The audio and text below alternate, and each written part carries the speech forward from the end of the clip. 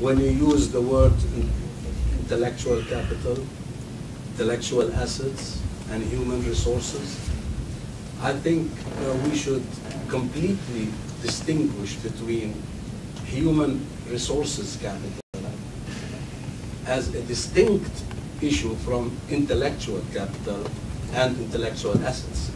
Because in our world, business, intellectual assets have nothing to do with human resources or people. They are the inventions and the creations of the mind that become an asset of the company. It is the intellectual and it is the intangible assets. So I have been hearing a lot of discussion as if the word human resources and human asset is synonymous with intellectual assets and intellectual capital. It is not. Intellectual capital and intellectual assets are the inventions of the mind, which are of a productive value as separate from tangible assets like buildings and etc. Human resources capital is the human beings which are in the company. Well, thank you so much for your fantastic input and clarification.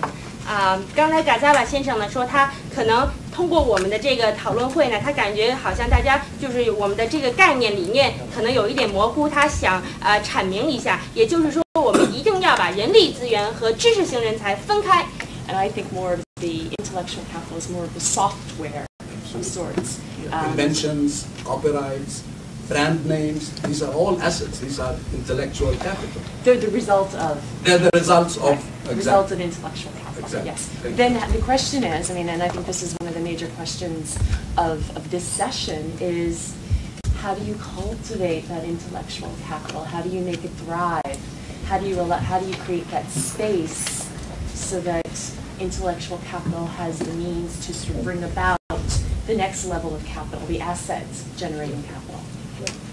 刚才这个 Carolyn 博士主要讲的就是说，我们怎么样用这个知识人才来产生这个知识的资产，知识的资产是由这个知识的人才来产生的。那么我们包括这个企业的这个品牌效应，企业的这个知识产权，企业的这些品牌内在的价值，全部都来源于企业内在的这个知识型人才。所以我们怎么样来这个更合理的更广泛的把这个知识型人才产出的知识资产来保护好，还有进行合理的发展，这是一个非常重要的这个方面。